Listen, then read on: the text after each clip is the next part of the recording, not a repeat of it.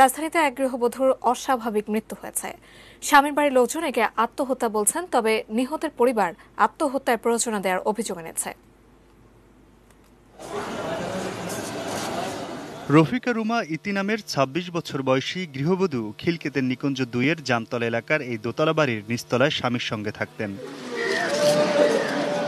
শুক্রবার ভোরে ওই তরুণীকে অচেতন অবস্থায় ঢাকা মেডিকেল কলেজ হাসপাতালে নেওয়া হলে কর্তব্যরত চিকিৎসক তাকে মৃত ঘোষণা করেন। তার ৩ বছরের শিশু সন্তান এখনও জানে না কেন তার মা আর নেই। নিহতের শ্বশুরবাড়ির লোকজন বলছেন, স্বামী স্ত্রীর মধ্যে বৃহস্পতিবার রাতে ঝগড়া হয়। পরে বাসার সবাই ঘুমিয়ে পড়লে ভোর রাতে রুমা বারান্দার গ্রিলের সঙ্গে ওড়না বেঁধে গলায় ফাঁস দেন। ঘুমাই গেছি হঠাৎ করে, ওরে দেখছি কিন্তু আমার পাশেই আছে।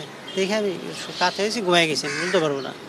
হঠাৎ করে আমার বাচ্চা পাশে শুয়ে আছে, ওর উপরে আমার হাত পড়ছে, তো শিশি করছে, তো ভিজা পায়ে আমি উঠে গেছি। ওইটা দেখে ও নাই।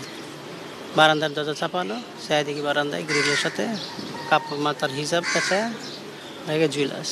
তবে শ্বশুরবাড়ির লোকজনই তাকে এ কাজে প্ররোচনা দিয়েছে বলে অভিযোগ করছেন রুমার পরিবার। আত্মসচেতন যারা সম্মান বোধটা বুঝে তারা আত্মহত্যা করতে পারে না।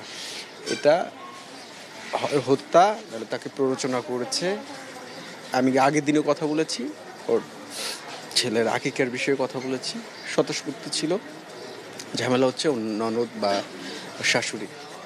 তদন্ত করে প্রকৃত ঘটনা বের করার চেষ্টা করা হবে বলে জানায় পুলিশ। আমাদের কাছে যেটা প্রাথমিক পর্যায়ে মনে হয়েছে এটা আত্মহত্যার ঘটনা। তারপর আমরা তদন্ত করে পরবর্তী আইনগত ব্যবস্থা নেব।